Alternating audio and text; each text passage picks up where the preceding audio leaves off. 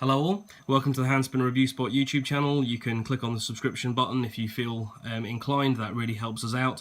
And if you want to know any more about what we're doing here, or you want to catch up on what's happening and what we've got coming down the review line, then head over to the link in the description to the Facebook page and give us a little like there, that helps out as well. So, what have we got today? Well. This is the RingSpin by Steel Flame. Derek Obataki, it's a name to conjure within the spinner world, and it took me a long time to get one in my hands, and I'll come on to the reasons for that. But I don't know that I've seen that many sort of detailed reviews on these, just lots of people talking about how much they love theirs and everything else, which is great. There haven't been many online, and I wanted to try and do as detailed and as objective review as you'd hopefully expect from my channel on this guy. So, before we get on to that, let's just do a few size comparisons. It makes sense to me to try and bring in a couple of other ring spinners. So here we have a T0 from, who's that from? From Premium Spinners. That's a loophole. I'll try and remember what I'm talking about here. And there we've got a Gen X. That's its Slug, so we'll stick that up there. And that, as it stands right now, is all I have, I think. I have the Damn Designs one here as well, but I haven't done much with that yet because I've got a few things to do with that before it gets reviewed.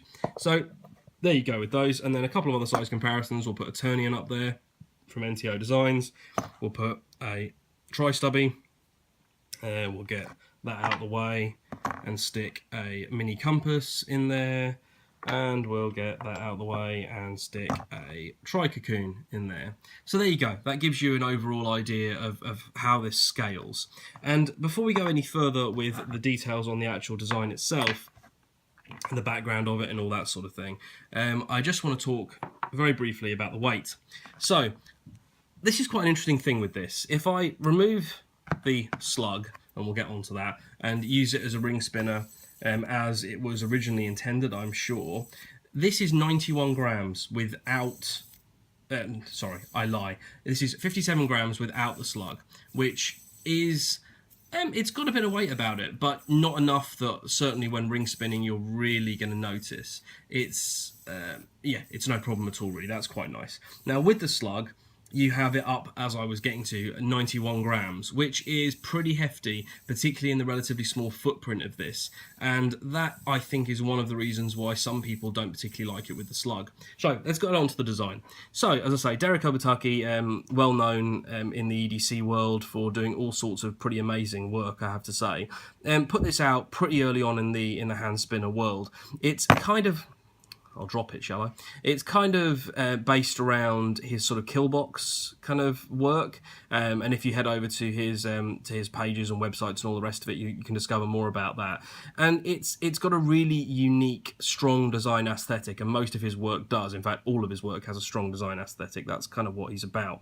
And he kind of popularised, and well, I think he probably came up with the idea of the ring spinner, and it's a very effective thing. And you know, it's only through trying ring spinners that you really know if you get on with them, but if you do, this has long been considered both the original and the pinnacle of that kind of work. Although at the lower end of the spectrum, the loophole from Premium Spinners is starting to chase this down. So as you can see, it's a flat slab. This is bronze, I should say. It's a patinaed bronze, and it's got a really interesting look to it. You have obviously a flattened terrace and then these cubes with rounded edges on either side, on each side I should say, or each corner.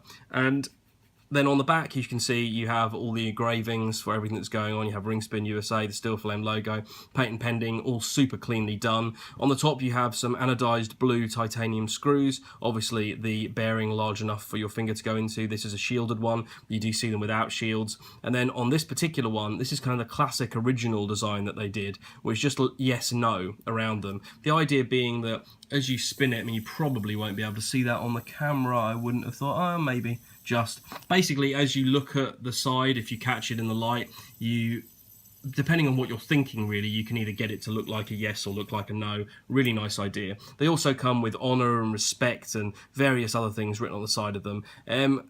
That's not really for me. I like the plain yes-no one. And then you have the slugs. So the slug, as you can see, is designed to turn this into a more conventional hand spinner. And Yeah, I can see exactly what they did. It has honour, gratitude, and respect, the classic thing that you get from everything by Steel Flame. On the bottom of it, you have an O-ring. It's in the same bronze with the patinaed finish, and then this one is a paw engraved on the top. I went for this combo kind of because I tend to like the simpler work, and that brings us on to another thing about Steel Flame. An awful lot of what you see is quite heavily stylized. You get these with skulls on each of these points. You get them with kind of militaristic Spartan stuff, and there's lots and lots of different things. You get them with little octopuses and all sorts of octopuses. Yeah, that's correct, isn't it? Yeah, I should know this. Yeah, octopuses is correct. Just for anyone wondering, octopuses is the plural of octopus.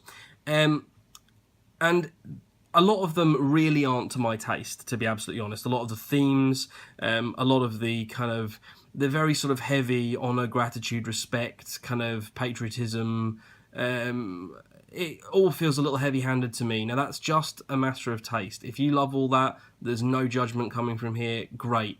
Enjoy it, wonderful, but it's not really for me. I like the more simple designs, and being the sort of huge animal lover I am, one of my favourite designs that they did was this, the paw. Now, when they released the paw spinner, the paw version of this in the small batch that they did, they had paws on each of these corners, but they had honour, gratitude and respect and everything else, or honour and respect I should say, around the outside. That wasn't really for me. So when this particular one came up where you had the poor slug but the plain yes no body, that was kind of my ideal mixture.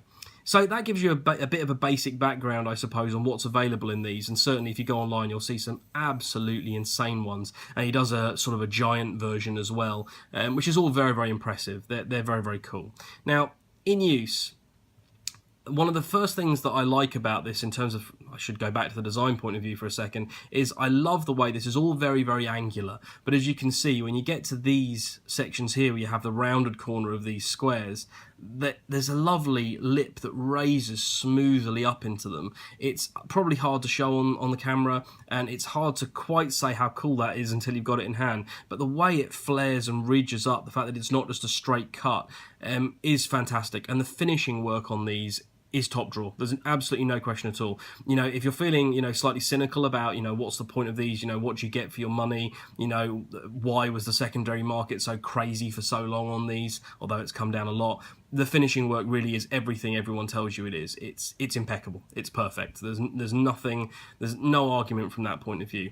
And then in use, one of the things you might think when you look at one of these is that it doesn't look like the most ergonomic thing in the world. It looks quite angular, it looks quite pointy, it looks like it'll be full of hot spots, and surprisingly enough, it really isn't. I don't know whether it's something about how dampened the bearing is, although it's not that dampened. I'm not sure what it is, to be honest. It's almost a little bit of a voodoo trick. It just doesn't feel uncomfortable. Sure, if you try and catch it with the back of your finger while this is spinning in the opposite direction, these are slightly pointy, and you will kind of feel it kind of clatter into you. But I haven't had anything that I would describe as pain off of this at all. It's remarkable, and because of the way that it's done, it's very, very easy to get quite a nice flick. And because of the size of the bearing, it rests in, I think, personally, probably the ideal position for a ring spinner, just above the second knuckle, or the first knuckle, depending on how you look at it, on your index finger, and it just works well. Obviously, your hand size will depend on that. Some people will have it slip further if they've got very small hands. I've got fairly small hands myself. Some people will have it further up, and some people, therefore, will like the larger bearing in something like a loophole. But for me, this is about the ideal size bearing for a ring spinner. So yeah, in use, this is actually very, very comfortable.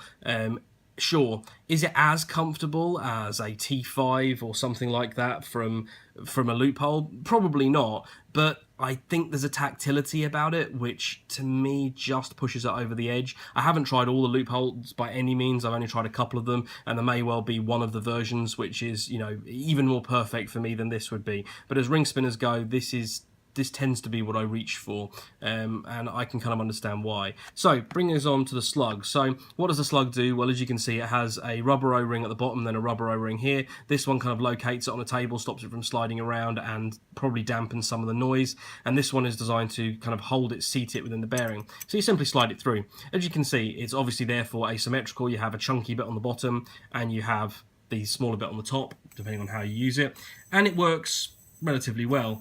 As a hand spinner, all of a sudden the ergonomic sides of this that obviously were designed around the idea of it being a ring spinner kind of start to come out as a bit of an issue.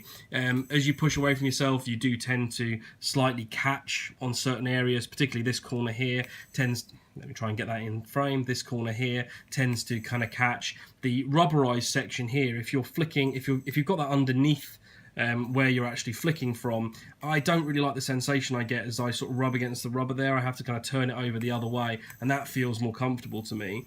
On top of that, the Slug is a little looser than I would like. Here you have a Slug that's made in China for the Gen X. This is a titanium one, and this just has a more sturdy fit. Now, because the Gen X bearing is exactly the same size, same spec really, you can push this in, and it's very, very tight. As you can see, it's nothing like as pretty to my eyes, at least, but overall it still has that rubber problem, and it still has the issue of the ergonomics from the design itself.